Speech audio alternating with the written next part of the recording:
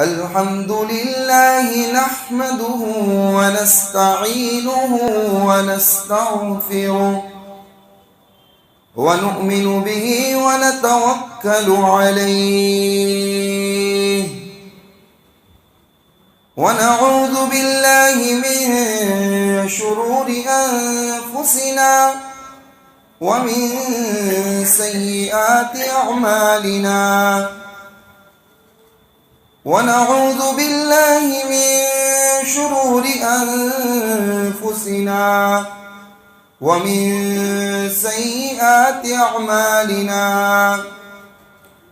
ونعوذ بالله من شرور أنفسنا ومن سيئات أعمالنا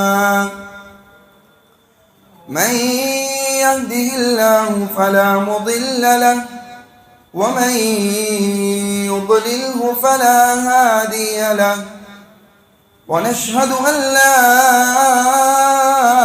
إله إلا الله وحده لا شريك له ونشهد أن سيدنا ومولانا محمدا عبده ورسوله أما بعد فأعوذ بالله من الشيطان الرجيم بسم الله الرحمن الرحيم شهر رمضان الذي أنزل فيه القرآن هدى للناس وبينات من الهدى والفرقان وقال تعالى ربنا آتنا في الدنيا حسنة وفي الآخرة حسنة وقنا عذاب النار صدق الله مولانا العظيم وقال النبي صلى الله تعالى عليه وسلم إذا دخل رمضان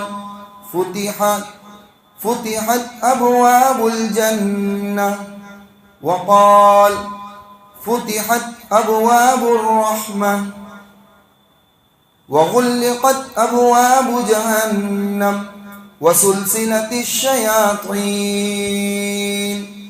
أو كما قال عليه الصلاة والتسليم وصدق رسوله النبي الأمي الهاشمي الكريم بزرگان محترم، میرے نوجوان بھائیوں،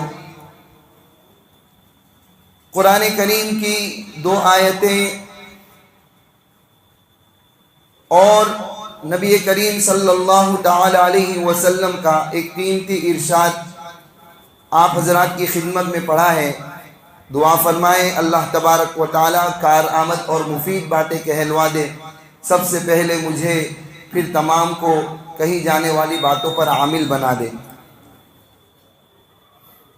بزرگوں اور دوستوں،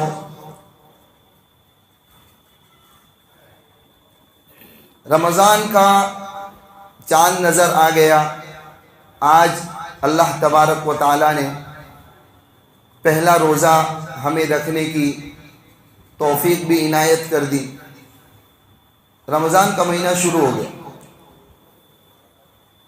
سحری کے بعد سے، سحری آج جب کی میں نے، اس کے بعد سے میں ایک چیز کو محسوس کر رہا ہوں، اللہ کی طرف سے ایک چیز کو میں محسوس کر رہا ہوں، اور بلکہ گزشتہ کل سے ہی، بلکہ 3-4 دن پہلے سے میں محسوس کر رہا ہوں ایک چیز کو، کہ ہمارے اندر سے، ہمارے ماحول میں سے، چاہے وہ مرد ہو، عورت ہو، بچہ ہو، جوان ہو، بوڑھا ہو، ایک چیز کی بہت بڑی کمی آ گئی۔ عام طور سے ہم آپس میں بول بھی رہے ہیں اس چیز کو، وہ کیا ہے؟ رمضان کی اہمیت کا ختم ہو جانا، رمضان کی قدر و منزلت کا ہمارے قلوب سے، ہمارے ذہنوں سے نکل جانا۔ یہ ایک عام وبا چل رہی ہے۔ اس مسجد کا ماحول مجھے پتہ نہیں، جس مسجد سے میں تعلق رکھتا ہوں اور جس مسجد میں میں تراویح پڑھاتا ہوں، وہاں کا میں نے کل کا ماحول دیکھا کہ وضو کرنے کے لیے نمبر لگانا پڑتا تھا. اگر اذان سے پہلے بندہ پہنچ جائے تو اس کو نمبر لگانا پڑتا تھا وضو کرنے کے لیے. ایسا محسوس ہوتا تھا کہ گھر سے ہی فارغ ہو کر آتے تو اچھا رہتا. فجر کی نمازوں کے اندر لوگوں کا ایک جم غفیر نکلتا تھا. پہلا دن ہے آج. 15 دن 20 دن کے بعد عام ماحول ہے کہ نمازیوں کے اندر کمی ہونے لگ جاتی ہے. لیکن پہلے دن تو یہ محسوس ہوتا ہے کہ دیواروں کو توڑنا پڑے گا اور مسجد کو طویل کرنا پڑے گا, مسجد کو وسیع کرنا پڑے گا, مسجد کو اور زیادہ وسعت کے ساتھ بنانا پڑے گا, اس کی در و دیوار کو اور دور لے جانا پڑے گا. لیکن آج کا دن اندر سے دل رو رہا ہے. اللہ کی طرف سے, اللہ کو گواہ رکھ کے کہہ رہا ہوں, منبر رسول پر اور امانت والی جگہ پر بیٹھ کر کہہ رہا ہوں, اندر سے دل رو رہا ہے کہ ہمارے اندر سے وہ کیفیت, وہ مزہ, وہ اہمیت, وہ رمضان کی قدر, وہ اس سے محبت, اللہ تبارک و تعالیٰ کی نیکیوں سے لگاؤ, اللہ تبارک و تعالیٰ کی عبادت سے لگاؤ, اس کے اندر بہت زیادہ کمی آ گئی, حد سے زیادہ کمی آ گئی. جیسا ویلکم, جیسا استقبال, جیسا خوش آمدید, جیسا سواگت ہمیں رمضان کا کرنا چاہیے تھا, نبی کریم صلی اللہ تعالیٰ علیہ وسلم کی تعلیم جیسے ہمیں رمضان المبارک کے استقبال کی تعلیم دے رہی ہے, نبی کریم صلی اللہ تعالیٰ علیہ وسلم کا عمل, آپ صلی اللہ تعالیٰ علیہ وسلم کی باتیں, آپ صلی اللہ تعالیٰ علیہ وسلم کا صحابہ کو تعلیم دینا, یہ تمام چیزیں آپ صلی اللہ تعالیٰ علیہ وسلم کی یہ تمام چیزیں ہمیں یہ بتا رہی ہیں کہ رمضان کا کیسے استقبال کیا جاتا ہے, رمضان کو کیسے وصول کیا جاتا ہے, رمضان کو کیسے حاصل کیا جاتا ہے, رمضان کے لیے کیسے تیاری کی جاتی ہے. ہماری سستی اور ہماری کاہلی اور ہمارے تساہل کی تو کوئی انتہا ہی نہیں رہی. فجر کے بعد مسجدوں کے اندر قرآن کریم کی تلاوت کے لیے بندہ کہیں نہ کہیں, جہاں پر روشنی نظر آتی تھی, نوجوان وہاں پر بیٹھ کر قرآن کریم کی تلاوت کرتا. آج کا دن ہے, آپ خود محسوس کریں, میں نے تو محسوس کیا, آپ بھی محسوس کریں. ہمارے اندر کمی نہیں آئی, بے شک کمی آئی ہے. اگر آپ کہیں گے تو شاید آپ کہیں نہ کہیں اپنے آپ کو جھوٹا محسوس کریں گے, کیونکہ واقعتاً کمی آئی ہے. وجہ کیا ہے؟ پہلی وجہ تو یہ خیر القرون قرنی ثم الذین یلونہم ثم الذین یلونہم. اللہ کے نبی صلی اللہ تعالیٰ علیہ وسلم نے فرما دیا تھا, آج سے 1450 سال پہلے آپ صلی اللہ تعالیٰ علیہ وسلم نے فرما دیا تھا کہ بہترین زمانہ وہ زمانہ جو میرے زمانے سے مل کر ہے, جو میرے زمانے سے چپکا ہوا ہے, یعنی میرا زمانہ. خیر القرون قرنی ثم الذین یلونہم ثم الذین یلونہم. پھر وہ لوگ جو ان سے لوگ ملے ہوئے ہیں, پھر وہ لوگ جو ان سے ملے ہوئے ہیں. اس اعتبار سے ہم بہت دور ہیں, آقا صلی اللہ تعالیٰ علیہ وسلم کے زمانے سے بہت دور ہے, لیکن تعلیم سے دور نہیں ہے, اسلام سے دور نہیں ہے. اسلام پرانا نہیں ہوتا, اللہ تبارک و تعالیٰ پرانا نہیں ہوتا. وہی خدا ہے جو آدم علیہ السلام کو پیدا کرنے سے پہلے بھی موجود تھا, ہمیشہ سے تھا, ہمیشہ رہے گا. اس کی قدرت کے اندر کوئی کمی نہیں آنے والی. وہ رحیم و کریم ہے تو وہ جبار و قہار بھی ہے. اگر وہ رحمت کی بارش کر سکتا ہے تو وہ اپنا قہر بھی برسا سکتا ہے. اگر وہ رحم اور کرم کی برسات کر سکتا ہے, باغ و بہار چلا سکتا ہے, تو وہ اپنے غصے کو بھی نازل کر سکتا ہے. خدارا اپنے اعمال پر غور کریں, خدارا اپنے اعمال پر غور کریں. میں بھی اپنے عمل پر غور کروں, آپ بھی اپنے عمل پر غور کریں. سب کو تنہا تنہا جواب دینا ہے, سب کو تنہا تنہا جواب دینا ہے. کوئی کسی کے ساتھ آنے والا نہیں, کوئی کسی کی قبر میں سونے والا نہیں ہے. یہ سرکل میں بیٹھنے والے, یہ چائے کی ٹپریوں پہ ٹائم پاس کرنے والے دوست احباب, یہ صرف اور صرف ہمارے نیوالے کے بھوکے ہیں. یا تو ہم اس کے بھوکے ہیں یا وہ ہمارا بھوکا ہے. دو میں سے ایک چیز.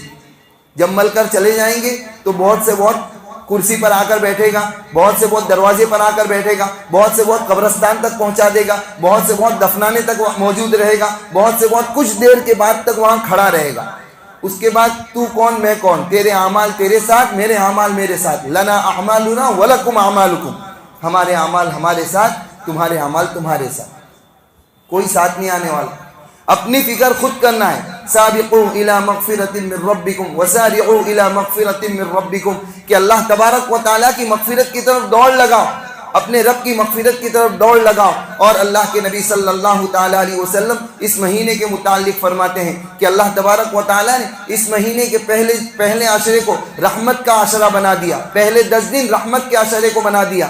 دوسرے 10 دن مغفرت کے بنا دیے، تیسرے 10 دن جہنم سے خلاصی کے بنا دیے۔ اور اس کی تشریح اللہ تبارک و تعالیٰ نے قرآن کریم میں بھی بیان کی۔ ایک مفسر بیان کرتے ہیں گویا کہ اللہ تبارک و تعالیٰ نے ربنا آتنا فی الدنیا حسنہ وفی الآخرۃ حسنہ وقنا عذاب النار، اس آیت کریمہ کے اندر گویا کہ اللہ تبارک و تعالیٰ نے رمضان کے 3 عشروں کو بیان کیا ہے۔ ربنا آتنا فی الدنیا حسنہ، کہ اللہ اے ہمارے رب، اے ہمارے پالنہار، ہماری دنیا کو تو بہترین بنا دے، ہماری دنیاوی زندگی کو تو حسین بنا دے، ہماری دنیاوی زندگی کو تو خوشگوار بنا دے۔ ربنا آتنا فی الدنیا حسنہ، رحمت والا عشرہ، وفی الآخرۃ حسنہ، اور مغفرت والی زندگی عطا فرما، بعد والی زندگی کو مغفرت والی بنا دے، بعد والی زندگی کو بھی خوشگوار بنا دے۔ دوسرے عشرے کو بیان کیا، اور وقنا عذاب النار، ہم کو جہنم کے عذاب سے بچا لے، ہم کو قبر کے عذاب سے بچا لے، ہم کو حشر کے عذاب سے بچا لے، ہم کو دوزخ کے عذاب سے بچا لے۔ اللہ تبارک و تعالیٰ اس آیت کریمہ کے آخری حصے کے اندر گویا کہ آخری عشرے کی فضیلت کو بیان کر رہا ہے۔ کتنا مقدس مہینہ اللہ تعالیٰ نے عطا کیا، کیسا مقدس مہینہ عطا کیا، کیسا بابرکت مہینہ عطا کیا، کیسا فضیلت والا مہینہ عطا کیا۔ حضرت سلمان فارسی رضی اللہ تعالیٰ عنہ آپ صلی اللہ تعالیٰ علیہ وسلم کا واقعہ نقل کرتے ہیں کہ جب شعبان کے آخری ایام چل رہے تھے، رمضان کی ایک دم آمد تھی، تو آپ صلی اللہ تعالیٰ علیہ وسلم نے خلاف عادت آپ صلی اللہ تعالیٰ علیہ وسلم کی عادت نہیں تھی، صحابہ کو کہا کہ قریب آ جاؤ۔ قریب آنے کے بعد آپ صلی اللہ تعالیٰ علیہ وسلم ممبر پر تشریف فرما ہوئے، اور ممبر پر چڑھنے کے بعد آپ صلی اللہ تعالیٰ علیہ وسلم نے بتایا کہ اے لوگوں، تمہارے لیے خوشخبری ہے، تمہارے پاس ایک ایسا مہینہ آ رہا ہے جو رحمتوں والا ہے، جو فضیلتوں والا ہے، جو برکتوں والا ہے۔ عام طور سے ہم نے یہ حدیث سن رکھی ہے، اثر میرے اندر کچھ نہیں آیا، ہمارے اندر کوئی اثر نہیں آ رہا۔ یہ بہت بڑی غفلت کی بات ہے، اپنے ایمان کو جھنجھوڑنے کی بات ہے، اپنے قلب کو اور اپنی آنکھوں کو رلانے کی بات ہے۔ اللہ تبارک و تعالیٰ سے معافی مانگے، اللہ تبارک و تعالیٰ کے سامنے گڑ گڑائے، اللہ تبارک و تعالیٰ کے سامنے بل بلائے، اللہ تبارک و تعالیٰ کے سامنے چہرہ بنائے، اللہ تبارک و تعالیٰ کے سامنے آنسو بہائے کہ اللہ کیا میرا گناہ ایسا ہو گیا کہ جس کی وجہ سے اس کی عظمت ہی ختم ہو گئی، تیری عظمت والی چیز کی عظمت ختم ہو گئی۔ اللہ کے نبی صلی اللہ تعالیٰ علیہ وسلم کہہ رہے ہیں عظمت والا مہینہ ہے، برکت والا مہینہ ہے، فضیلت والا مہینہ ہے، ہمارے کانوں پہ جوں نہیں رینگ رہی۔ آگے آپ صلی اللہ تعالیٰ علیہ وسلم نے فرمایا کہ اس کے دن میں اللہ تبارک و تعالیٰ نے روزے رکھنے کو فرض قرار دیا، اور راتوں کے قیام کو سنت قرار دیا، اور اس مہینے کے اندر اللہ تبارک و تعالیٰ سخاوت کرنے کو کہہ رہا ہے، اس مہینے کے اندر اللہ تبارک و تعالیٰ نیکیاں لوٹنے کو کہہ رہا ہے۔ فتحت ابواب الجنہ، جنت کے دروازے کھول دیے گئے، جنت کے 8 دروازے 8 کھول دیے گئے، باب الرحمہ بھی کھول دیا گیا، باب الصیام بھی کھول دیا گیا، باب الصوم، باب الزکوٰۃ، باب الصلاۃ، باب الریان، باب الزکوٰۃ، باب الصدقہ، سارے دروازے اللہ تبارک و تعالیٰ کھول رہا ہے۔ کل سے کھل گئے، جس دروازے سے بندہ انٹری کرنا چاہے اس دروازے سے بندہ انٹری کر سکتا ہے، لیکن ہم نے انٹری کرنے کی سوچی ہی نہیں، اندر آنے کے بارے میں غور ہی نہیں کیا۔ وغلقت ابواب جہنم، جہنم کے 7 دروازے اللہ تبارک و تعالیٰ 7 دروازوں کو بند کر رہا ہے۔ جنت کو سجایا گیا ہے، جنت کو ہمارے لیے سجایا گیا، میرے لیے بھی سجایا گیا، آپ کے لیے بھی سجایا گیا، جتنا چاہیں اتنا لوٹ سکتے ہیں۔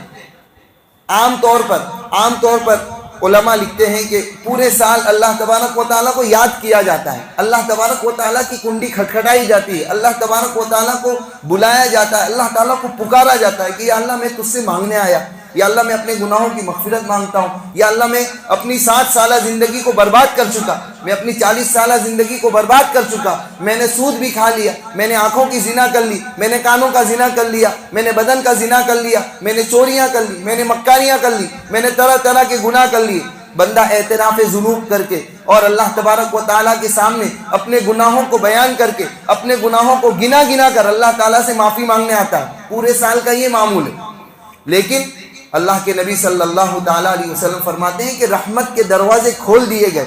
دوسری روایت ہے فتحت ابواب السماء، آسمان کے دروازے کھول دیے گئے. کوئی بیچ میں واسطہ نہیں، کوئی بیچ میں وسیلہ نہیں، ڈائریکٹ بندہ اللہ تبارک و تعالیٰ کو سنا رہا ہے، ڈائریکٹ اللہ تعالیٰ سن رہا ہے بندے کی دعا. اور پورے مہینے یہ معاملہ رہے گا، پورے مہینے رہے گا.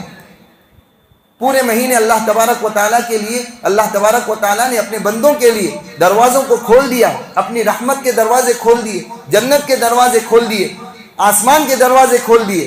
ہے کوئی پکارنے والا، ہے کوئی مانگنے والا کہ اس کی ضرورتیں ہم پوری کریں، ہے کوئی مغفرت چاہنے والا، ہم اس کی مغفرت کرنے کے لیے تیار بیٹھے، ہے کوئی اپنے گناہوں کا اعتراف کرنے والا، ہم اس کے گناہوں کو معاف کرنے کے لیے بیٹھے، ہم اس کے لیے بیٹھے.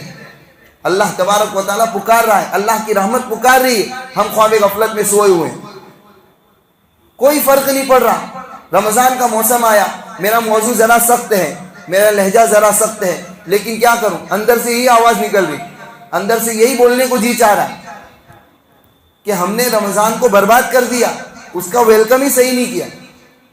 اللہ کے نبی صلی اللہ تعالیٰ علیہ وسلم کا معمول رجب اور شعبان میں تیاری کرتے تھے. ٹھیک ہے، ہم نے تیاری نہیں کی، ہم نے کوئی تیاری نہیں کی، لیکن اس سے پہلے بھی ہمارے بڑے، ہمارے اکابرین آ کر یہاں پر بولتے تھے کہ بھائی تیاری کر لو، گناہوں کو چھوڑنے کی عادت بناؤ، نیکیوں کی طرف دوڑ لگانے کی عادت بناؤ، قرآن کریم کی تلاوت کی عادت ڈالو، اللہ تعالیٰ کی ذکر کے اندر رطب اللسان رہنے والی زبان بناؤ، اپنے ذہن کو پاکیزہ کرو، اپنے دل کو صاف کرو. ہمارے اکابرین آ کر کہہ رہے تھے، 2 مہینے سے کہہ رہے تھے، جب سے رجب کا چاند نظر آیا تب سے یہی دعا چل رہی تھی، اللہم بارک لنا فی رجب و شعبان وبلغنا رمضان، اور اس کے اوپر کچھ نہ کچھ باتیں ہو رہی.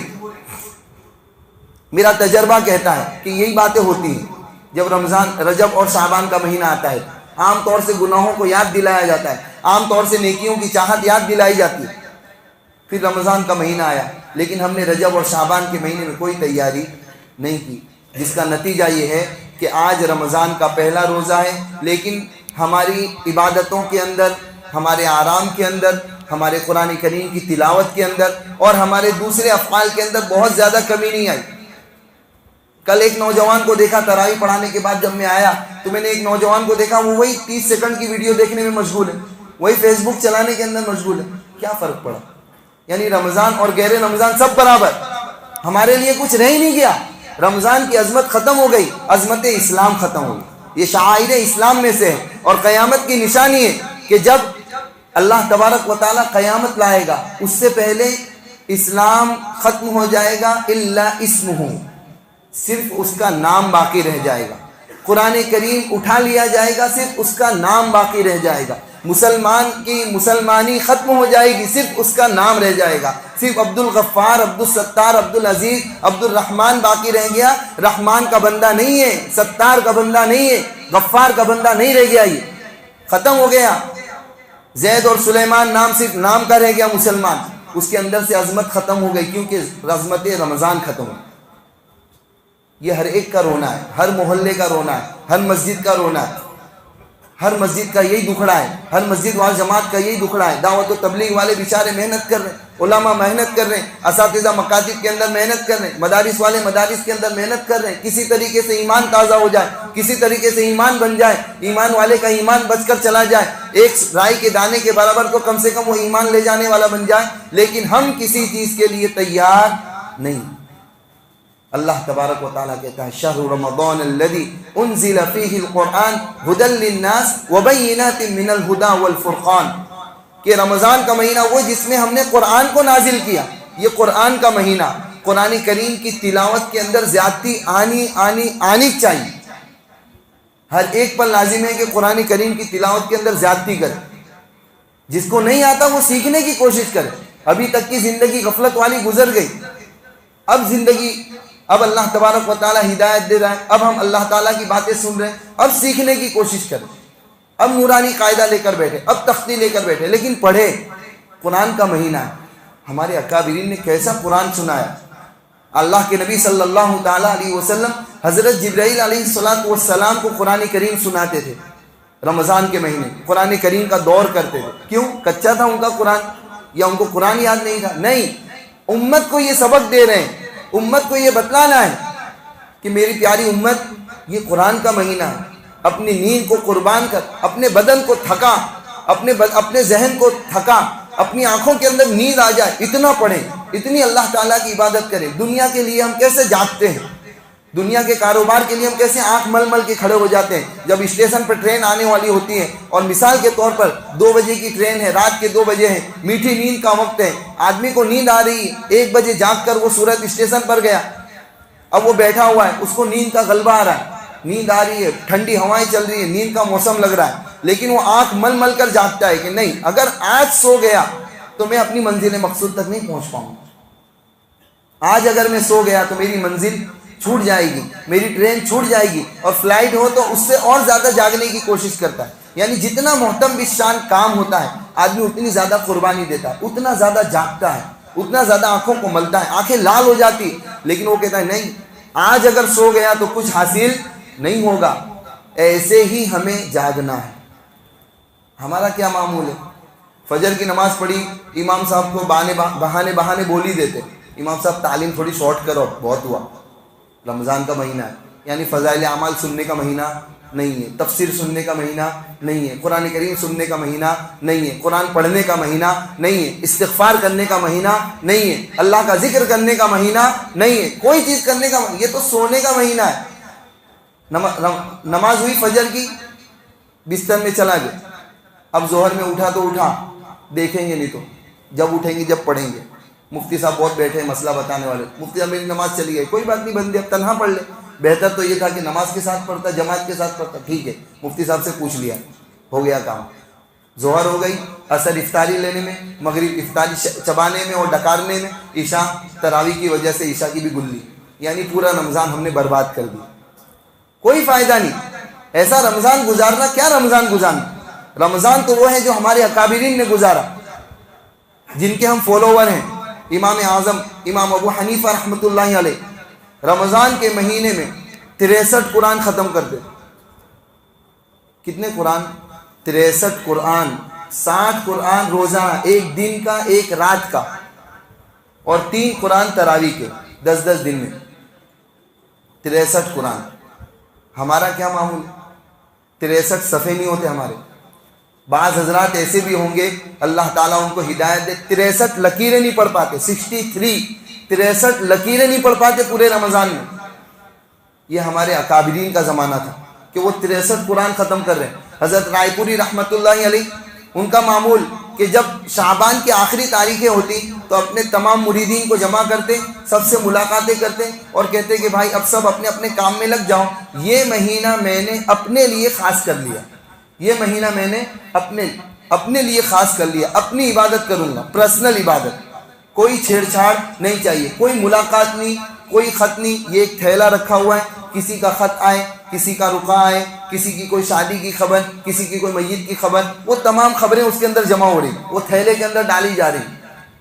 رمضان ختم ہوگا، عید کے بعد ٹائم نکال کر وہ تھیلے میں سے پڑھ لیں گے، بھائی فلانے کا انتقال ہو گیا، انا للہ و انا الیہ راجعون، فلانا بیمار ہے، اللہ اس کو شفا دے، فلانے کی شادی ہو گئی، اللہ تعالیٰ اس کو نیک زندگی دے، فلانے کے یہاں بچہ پیدا ہوا، جو بھی ہے وہ رمضان کے بعد۔ ہمارا کیا معمول ہے؟ جتنی خبریں ہیں، واٹس ایپ کی، فیس بک کی، ٹویٹر کی، انسٹاگرام کی، اور طرح طرح کی جو اپلیکیشن چلتے ہیں، وہ ساری خبریں پڑھنے کے لیے ہم نے رمضان کے مہینے کو خاص کیا کہ اب دوسرے گناہ تو کر نہیں سکتے، فلمیں دیکھ نہیں سکتے، ڈرامے دیکھ نہیں سکتے، اللہ معاف کرے، اللہ معاف کرے۔ اب تو اسلامی ڈراموں کے نام سے مستقل ڈرامے چل رہے ہیں اور لوگ اس کو دیکھنے کے اندر مشغول ہیں کہ تو گناہ تھوڑی کر رہے ہیں، بھائی وہ گناہ ہے، وہ ویڈیوگرافی ہے، وہ اس کے اندر غیر محرم عورتوں کو دکھایا جا رہا ہے، عورتیں دیکھ رہی ہیں تو غیر محرم مردوں کو دکھایا جا رہا ہے، ویسے بھی ٹائم پاس کیا جا رہا ہے۔ اللہ تبارک و تعالیٰ نے یہ زندگی ٹائم پاس کرنے کے لیے نہیں دی، وَمَا خَلَقْتُ الْجِنَّ وَالْإِنسَ إِلَّا لِيَعْبُدُونَ، ہم نے انسان اور جنات کو جو زندگی دی ہے، 60-70 سالہ جو زندگی دی ہے، صرف اور صرف اپنی عبادت کے لیے دی، پرسنل عبادت۔ اللہ تبارک و تعالیٰ کہتا ہے میں نے پوری کائنات کو انسان کے لیے بنایا اور انسان کو اپنے لیے بنایا۔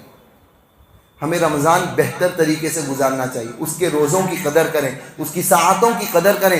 جب بندہ پورے دن تھکے گا، اللہ تعالیٰ سے مانگے گا، اللہ تعالیٰ کے لیے نمازیں پڑھے گا، اللہ تعالیٰ کے لیے نفلوں میں وقت گزارے گا، اللہ تعالیٰ کے لیے قرآن کریم کی تلاوت کرے گا، جیسا پڑھ سکتا ہے ویسا پڑھے۔ اٹک اٹک کر پڑھ رہے ہیں، پڑھے. اس بندے کا، میرے دوست کا 1 پارا ہوتا ہے، میرے 1.5 پارے ہونے چاہیے. اس کے 2 پارے ایک دن میں ہوتے ہیں، میرے 3 پارے ہونے چاہیے. نہیں، اس چیز میں نہیں ہے. وہ PUBG میں 1.5 GB ختم کرتا ہے، میں 3 GB ختم کروں گا. رمضان کا مہینہ ہے، دوسرا کوئی کام نہیں. پوری راتیں وہ 70 کی اسپیڈ میں گاڑی بھگاتا ہے، میں 100 کی اسپیڈ میں گاڑی بھگاؤں گا. اس سے پہلے میں قبرستان میں جا کر سو جاؤں. یہ زندگی نہیں ہے. زندگی اس کو نہیں کہتے، رمضان اس کو نہیں کہتے. رمضان اللہ تبارک و تعالیٰ نے برکت والا بنایا ہے، فضیلت والا بنایا ہے. اس کی ایک ساعت کو وصول کرنے کی ضرورت ہے. ایک ساعت کو اللہ تبارک و تعالیٰ کی عبادت میں خرچ کرنے کی ضرورت ہے. سونا ہے، اتنی دیر سوئیں جتنی دیر میں آدمی کی تھکن نکل جائے. کچھ دیر کے لیے سو گئے. شیخ زکریہ رحمۃ اللہ علیہ کا معمول، شیخ الہند رحمۃ اللہ علیہ کا معمول، اور دوسرے اکابرین جو ہمارے، ان کے معمولات کو دیکھیں کہ رمضان میں کتنا ٹائٹ شیڈیول ہوتا تھا. نظام الاوقات کتنا فکس چلتا تھا. کس طریقے سے وہ عبادت کر کے اللہ تبارک و تعالیٰ کی خوشنودی کو حاصل کرنا چاہتے تھے. اور حدیث پاک میں بھی آتا ہے، آپ صلی اللہ تعالیٰ علیہ وسلم 3 چیزوں میں اضافہ کرتے تھے رمضان جب آتا تھا. عبادت کے اندر اضافہ، سخاوت کے اندر اضافہ، اللہ تعالیٰ سے کے سامنے گڑ گڑانے کے اندر اضافہ. عبادت کے اندر اضافہ، حتی تورمت قدماہ، اتنی زیادہ عبادت کرتے تھے کہ آپ صلی اللہ تعالیٰ علیہ وسلم کے پیروں میں ورم آ جاتا تھا. ہم اتنا زیادہ سوتے ہیں کہ ہماری آنکھوں میں ورم آ جاتا کہ کوئی یار اتنی جلدی اٹھ گیا تو، یعنی کوئی 12 بجے اٹھ جائے تو اس کو کہتے ہیں کیا بات کر رہا، فجر بعد سویا نے 12 بجے اٹھ بھی گیا، آنکھیں تیری آج دبی لگ رہی ہے، ایسا لگ رہا ہے نیند پوری نہیں ہوئی. بھائی کتنا سوئیں گے؟ سونے کے لیے تھوڑی اللہ تبارک و تعالیٰ نے رمضان دیا ہے، رمضان وصول کرنے کے لیے دیا ہے. اللہ کے نبی صلی اللہ تعالیٰ علیہ وسلم اتنی عبادت کرتے کہ قدم مبارک سوج جاتے تھے. ہم میں سے کوئی مائی کا لال ہو ہاتھ اٹھا کر بتائے کہ میں نے اتنی عبادت کی کہ میرے بدن کے اندر سوجن آ گئی. کوئی نہیں کہہ سکتا. عبادت کی نہیں ہے. کیوں؟ آپ صلی اللہ تعالیٰ علیہ وسلم کو جنت کمانی تھی، ہم کو جنت میں نہیں جانا. جنت آپ صلی اللہ علیہ وسلم کے لیے سجائی گئی تھی، ہمارے لیے نہیں سجی، سب کے لیے سجی ہے. اللہ کے نبی صلی اللہ تعالیٰ علیہ وسلم ہمارے نبی ہیں، انہوں نے امت کے لیے یہ کام کیے کہ میری امت دیکھ میں کیسے رمضان کو وصول کر رہا ہوں، اس طریقے سے وصول کرنے والے بنے. دوسرے نمبر پر سخاوت میں اضافہ کرتے تھے. آپ صلی اللہ تعالیٰ علیہ وسلم کے بارے میں آتا ہے کہ آپ صلی اللہ علیہ وسلم ہاتھوں کو پھیلا دیتے تھے، یعنی دل کھول کر لٹاتے تھے. وہی وجہ ہے کہ ہم زکوٰۃ وغیرہ، ہمارا پہلے سے معمول چلا آتا ہے کہ ہم زکوٰۃ وغیرہ صدقات کی رقمیں رمضان میں زیادہ خرچ کرتے ہیں، رمضان میں زیادہ عطا کرتے ہیں. کیوں؟ ایک تو یہ کہ رمضان میں ثواب کی کیفیت بڑھ جاتی ہے، ثواب کی قیمت بڑھ جاتی ہے. اور دوسرا یہ کہ ایک رمضانی اعتبار سے اور اسلامی اعتبار سے ہم زکوٰۃ کے ٹائم کو متعین کرتے ہیں. اور تیسرا یہ کہ آپ صلی اللہ تعالیٰ علیہ وسلم سخاوت کرتے تھے، اس لیے ہم بھی اس مہینے میں سخاوت کرتے ہیں. اور تیسری چیز، اللہ تبارک و تعالیٰ کے سامنے آپ صلی اللہ تعالیٰ علیہ وسلم الحاح و گریہ وزاری، روتے بہت تھے.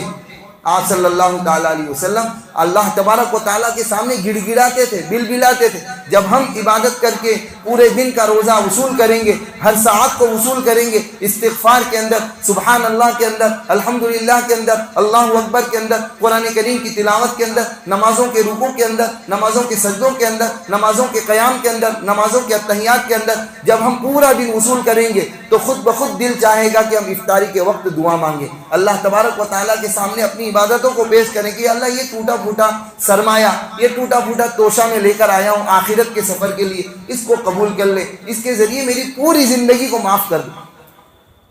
حضرت علی رضی اللہ تعالیٰ عنہ کے بارے میں آتا ہے کہ پوری رات روتے تھے. رمضان میں نہیں، رمضان کے علاوہ کا معمول، ساری رات روتے تھے، داڑھی پکڑ کے کھینچتے تھے. کیا کہتے تھے؟ وہ کہتے تھے کہ اتنا لمبا سفر ہے، سرمایہ کچھ نہیں. پوری زندگی عبادت کرنے والا بندہ کہہ رہا ہے اتنا لمبا سفر ہے، سرمایہ میرے پاس کچھ نہیں ہے. اس طریقے سے روتے تھے، بلبلاتے تھے، داڑھی بھیگ جاتی تھی.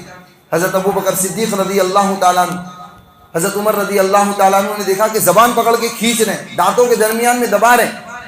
حضرت ابو بکر رضی اللہ تعالیٰ عنہ نے کہا کہ کیا کر رہے ہو؟ تو حضرت ابو بکر رضی اللہ تعالیٰ عنہ نے جواب دیا کہ یہ نفس مجھے دوسری طرف لے جاتا ہے. میں اس کو کہتا ہوں کہ آخرت کی تیاری کر، یہ مجھے دنیا کی طرف لے کر جاتی ہے. یہ زبان مجھے دنیا کی لذتوں کی طرف مشغول کرتی ہے، میں آخرت کی طرف جانا چاہتا ہوں. کون کہہ رہا ہے؟ جس کی صداقت اور جس کے ایمان کی گواہی ہمارے نبی صلی اللہ تعالی علیہ وسلم نے دی، وہ بندہ ایسی عبادت کر رہا ہے۔ اور ہماری عبادتوں کا حال یہ کہ رمضان جیسا موسم آ گیا، لیکن ہماری عبادتوں کے اندر اور ہمارے زندگی کے شیڈیول کے اندر بہت زیادہ تبدیلی نہیں آئی، صرف کھانے کا وقت چینج کیا ہے ہم نے۔ سحری کے وقت کھا رہے ہیں، سورج نکلنے سے پہلے، اور سورج ڈوبنے کے بعد کھا رہے ہیں، باقی اور زندگی کے اندر کوئی تبدیلی نہیں آئی۔ پورا وقت وصول کرنے کی ضرورت ہے۔ جس حال میں ہے، کوئی یہ بہانہ کرے کہ میری نوکری ہے اس وجہ سے میں عبادت نہیں کر پاتا، میری تجارت ہے اس وجہ سے میں عبادت نہیں کر پاتا، میرے ذمہ فلانے کام ہے، میری بیوی ہاسپٹل میں ایڈمٹ ہے، میرا بچہ بیمار ہے اس وجہ سے میں عبادت نہیں کر پاتا، تو کون کہتا ہے کہ مسجد میں آئے تو ہی عبادت ہوتی ہے؟ مسجد میں تو نماز ہوتی ہے، باقی عبادتیں تو اللہ تبارک و تعالیٰ نے ساری زمین کو کھول کر رکھ دیا ہے۔ امت محمدیہ پر یہ اللہ تبارک و تعالیٰ کا فضل ہے کہ بندہ جہاں چاہے وہاں اللہ تعالیٰ کی عبادت کر سکتا ہے۔ دوسرے مذہب کی طرح کوئی چرچ اور کوئی مندر متعین نہیں ہے، مسجد صرف نماز کے لیے بنائی ہے، دوسری نفلی عبادتیں ہم گھروں پر کریں۔ اسپتال میں بیٹھا ہے وہاں پر اللہ کی تسبیح کریں، وہاں پر اللہ تعالیٰ سے معافی مانگے۔ دکان پر بیٹھا ہے کیا کر رہا ہے بیٹھ کر؟ موبائل ہی تو چلا رہا ہے، موبائل کو سائڈ پر رکھیں، موبائل کا ڈیٹا بند کریں اور اپنی زندگی کا ڈیٹا کھولیں۔ کرسی پر بیٹھے بیٹھے رونا آئے گا، کرسی پر بیٹھے بیٹھے بندہ سوچے گا کہ نہیں واقعتاً میری زندگی میں نے برباد کر دی ہے۔ تجارت کر رہا ہے، تجارت میں لگے اللہ تعالیٰ کی عبادت کرے۔ کون کہتا ہے کہ تجارت عبادت کے لیے مسجد میں ہی آنا پڑے گا؟ مسجد میں فرض نمازوں کے لیے آنا پڑے گا، نفلی عبادتیں ہم اپنی جگہ پر بیٹھے بیٹھے کر سکتے ہیں۔ شرط یہ ہے کہ اپنے اندر کڑھن ہونی چاہیے، اپنے اندر مغفرت کی طلب ہونی چاہیے، اپنے اندر آخرت کی کامیابی کی طلب ہونی چاہیے۔ اس اعتبار سے زندگی گزاریں، اللہ تعالیٰ کامیاب بنائے گا، دنیا بھی کامیاب بنائے گا، آخرت بھی کامیاب بنائے گا۔ رمضان کے مہینے میں ایک خاص ترتیب چلتی ہے ہماری زکاتوں کی نکالنے کی ترتیب، اور زکات کے مسائل ایک اعتبار سے سمجھنے والے کے لیے بہت آسان ہے، اور جو سمجھنا ہی نہ چاہے اس کے لیے بہت دشوار ہے۔ آسانی یہ ہے کہ زکات کس پر لازم ہوتی ہے، کس کو دینا چاہیے، کس جگہ پر لگانی چاہیے، یہ مستقل بحثیں ہیں۔ آدمی اپنی زکات کی رقم غریب، غربا، مسکین، اللہ تبارک و تعالیٰ کے راستے میں نکلا ہوا طالب علم، اپنا پڑوسی غریب مسکین ہے۔ مسکین اور غریب کی تعریف کیا ہے؟ مسکین اور غریب کہیں گے کس کو؟ ہر بھیک مانگنے والا مسکین اور غریب ہے، یہ کوئی ضروری چیز نہیں ہے۔ ہو سکتا ہے کہ وہ غریب ہے، لیکن یہ بھی ہو سکتا ہے کہ وہ مسکین کی فہرست میں نہ آتا ہو، وہ غریب کی فہرست میں نہ آتا ہو۔ اصول یہ ہے کہ چاندی اگر 61.5 تولہ کسی کے پاس موجود ہے، 61.5 تولہ چاندی، پہلے ایک عدد چلتا تھا، ایک وزن چلتا تھا 52.5 تولہ چاندی، میں بول رہا ہوں 61.5 تولہ چاندی، اور سونے کے لیے رقم چلتی تھی اور مقدار چلتی تھی 7.5 تولہ سونا، میں کہہ رہا ہوں 9.25 تولہ سونا، 9.25 تولہ سونا، تھوڑی بہت قیمت ادھر سے ادھر ہے کچھ گرام کا، یاد رکھنے کے لیے یہ رقم یاد رکھیں کہ 9.25 تولہ سونا اگر کسی کے پاس موجود ہے، یا 61.5 تولہ چاندی کسی کے پاس موجود ہے، یا 61.5 تولہ چاندی کی رقم کسی کے پاس موجود ہے، اور وہ ہوتی ہے 61.5 تولہ چاندی، اگر کسی کے پاس نیرا چاندی ہے، جس کو پتھر کہتے ہیں، جس کو بسکٹ کہتے ہیں، جس کو پیٹی کہتے ہیں، اگر کسی کے پاس وہ موجود ہے، 61.5 تولہ چاندی کی قیمت آج کے اعتبار سے تقریباً کم و بیش 45,000 روپے ہوتی ہے، 45,000 روپے ہوتی ہے، تقریباً 43 بھی ہو سکتی ہے، 44 بھی ہو سکتی ہے، 46 بھی ہو سکتی ہے۔ ایک میں اندازہ بتا رہا ہوں کہ 45,000 روپے کی چاندی کسی کے پاس موجود ہے، یا 45,000 روپیہ کیش کسی کے پاس موجود ہے، یا 45,000 روپے کا سونا کسی کے پاس موجود ہے، اور سونے کے ساتھ کچھ پیسے بھی ہیں، کچھ چاندی بھی ہے۔ تو اگر نیرا سونا کسی کے پاس ہے، یعنی 7.5 تولہ، 9.25 تولہ سونا نہیں ہے، اس کے پاس 5 تولہ سونا ہے، اس کے علاوہ لکھے، اس کے علاوہ فقیر، اس کے علاوہ کوئی چیز اس کے پاس نہیں، نہ پیسے ہیں، نہ چاندی ہے، نہ کوئی تجارت کا سامان ہے، نہ کوئی پلاٹ بیچنے پر رکھا ہے، نہ کوئی فلیٹ بیچنے پر رکھا ہے، نہ کوئی تجارت کی گاڑی بیچنے پر رکھی ہے، کچھ نہیں ہے، تو 5 تولہ بلکہ 8 تولہ بلکہ 8.5 تولہ سونا ہونے کے باوجود اس کے اوپر زکوٰۃ نہیں آئے گی۔ کیوں؟ اس لیے کہ وہ صاحب نصاب نہیں ہے۔ اللہ تبارک و تعالیٰ نے 3 نصاب بنائے ہیں، سونے کا نصاب، چاندی کا نصاب، تجارت کا نصاب، یہ 3 نصاب ہیں۔ سونے کا نصاب اگر پکڑنے جاتے ہیں تو 5.5 لاکھ روپے کے قریب ہوتا ہے، 9.25 تولہ سونا، تقریباً 5.5 لاکھ کے قریب ہوتا ہے۔ چاندی کا نصاب اگر پکڑنے جاتے ہیں تو وہ میں نے بتایا کہ 45,000 ڈائریکٹ نیچے، اوپر کی سیڑھی پہ کھڑے تھے 5.5 لاکھ روپے پہ نیچے آ گئے 45,000 روپے پہ، کہ اگر کسی کے پاس 45,000 روپیے ہیں، یا یہ کہ 45,000 روپے کی چاندی ہے، یا یہ کہ 45,000 روپے کا تجارت کا سامان ہے، یا یہ کہ 45,000 روپے اس کو کسی اور سے لینے ہیں جس کے دوسرے کے اوپر قرضہ ہے اور اس کے اوپر کوئی قرضہ نہیں ہے اور اس کو کہیں کسی کو دینا نہیں ہے، کوئی لون جاری نہیں ہے جو کہ حرام کام ہے، اور اس طریقے سے کوئی معاملہ نہیں ہے، اس بندے کو زکوٰۃ نکالنی پڑے گی۔ اس بندے کو زکوٰۃ نکالنی پڑے گی اپنے مال کا 40واں حصہ۔ 40واں حصہ 1 لاکھ روپیہ اگر کسی کے پاس ہے تو اس کو 2,500 روپے زکوٰۃ دینی، 2,500 روپے۔ اب بولیں گے اتنی بڑی قیمت، 1 لاکھ روپے میں 2,500 روپے میں زکوٰۃ ادا کروں، 50,000 روپے تو میں 1,400 روپے 1,250 روپے زکوٰۃ ادا کروں؟ یہ تو کوئی بات ہے، یہ تو کوئی اصول ہے۔ تو اگر یہ خیال آتا ہے تو اس بات کو سوچیں، ایک چھوٹا سا محاورہ ہے، ایک چھوٹا سا لطیفہ ہے کہ اگر ایک آدمی مجھے 1 لاکھ روپے دے رہا ہے یوں ہی کہ لو مفتی صاحب خرچہ کرنا، 1 لاکھ روپے اس نے دے دیا، میں نے خرچ بھی کیے، پورے سال اس میں گلچھرے اڑائے، مزے کیے، اب اگلے سال جب رمضان آیا تو اس بندے نے کہا کہ مفتی صاحب میں نے تم کو 1 لاکھ روپے دیے تھے۔ میں نے کہا جی آپ نے دیے تھے، آپ کا احسان ہے، آپ کا میں احسان مند ہوں، آپ کا مجھ پر احسان ہے کہ آپ نے 1 لاکھ روپے مجھے دیے تھے۔ ایک کام کرو، وہ 1 لاکھ روپے میں سے ابھی تمہارے پاس ہے، تو میں نے کہا وہ 1 کے تو 10 بن گئے، 1 کے تو 20 بن گئے، 1 کے تو کروڑ بن گئے، یا 1 کے 50 بن گئے، تو ٹھیک ہے آپ کے پاس جو پیسے موجود ہیں اس پہ سے 2.5% نکال کر 40واں حصہ فلانے فقیر صاحب کو دے دو، فلانے غریب کو دے دو۔ میں دوں گا یا نہیں دوں گا؟ فطرت یہ کہتی ہے، فطرت سلیمہ، عقل سلیمہ یہ کہتی ہے کہ واقعات میں دینا چاہیے۔ کیوں؟ اس بندے نے 1 لاکھ روپے دیا ہے، واپس کتنا مانگ رہا ہے؟ 97,500 واپس نہیں مانگے، 2,500 روپے واپس مانگے، کہ صرف 2,500 دے دے، باقی کا 97,500 میں تیرے کو جو کرنا ہے وہ کر۔ اللہ تبارک و تعالیٰ بھی یہی کہہ رہا ہے، میرے بندے میں نے تجھے کروڑ دیا، میں نے تجھے ارب دیا، میں نے تجھے فلیٹوں کا مالک بنا دیا، میں نے تجھے بنگلوں کا مالک بنا دیا، میں نے تیرے کاروبار میں اتنی برکتیں ڈال دی، کچھ مت کر، پورا نہیں چاہیے، پورا نہیں چاہیے، صرف 2.5% میرے کسی غریب بندے کو دے دے، میرے کسی غریب بندے کو 2.5% دے دے، اس کی وجہ سے تیرا پورا مال پاک ہو جائے گا، اور اگر تو نے نہیں دیا تو یہ پورا مال میں ناپاک کر دوں گا، جو پاکیزہ مال میں نے تجھے عطا کیا وہ پورے مال کے اندر غلاظت آ جائے گی، اور اللہ تعالیٰ دینے پر قادر ہے تو اللہ تعالیٰ چھیننے پر بھی قادر ہے، اللہ تبارک و تعالیٰ وصول کرنے پر بھی قادر ہے، اللہ تعالیٰ چھین لے گا پتہ بھی نہیں چلے گا۔ تو اللہ تبارک و تعالیٰ نے مال دیا ہے، اپنی مالوں کو پہلے دن سے حساب کر لیں، پہلے دن سے، آج کے ہی دن حساب کریں، اور اگر ابھی حساب نہیں کیا ہے تب بھی دینا شروع کر دیں اور اس کو لکھنا شروع کریں۔ ہر چیز لکھتا ہے بندہ، اگر کوئی بندہ ایک دکان سے ایک ویمل کا پاکٹ لیتا ہے تو وہ بھی لکھتا ہے کہ بھائی فلانے کے 5 روپے میری دکان پر باقی ہیں، کیوں؟ وہ ایک ویمل لے کر گیا، ایک سگریٹ لے کر گیا، وہ 5 روپے لکھنے کے لیے تیار ہے، لیکن یہ لاکھوں کا حساب لکھنے کے لیے تیار نہیں، دے دیتے ہیں یوں ہی اللہ کے راستے میں، فی سبیل اللہ۔ نہیں، فی سبیل اللہ نہیں، اگر 1 روپیہ بھی بچ گیا تو پورا مال ناپاک ہو جائے گا، اس لیے حساب کریں اس کے بعد لگائیں، حساب کریں اس کے بعد دیں، اپنی زکوٰۃ کا حساب رکھیں کہ میں کتنا دے رہا ہوں، تو اپنی زیادہ سے زیادہ زکوٰۃیں دینے کی اللہ تبارک و تعالیٰ توفیق عطا کرے، آمین۔ وآخر دعوانا الحمدللہ۔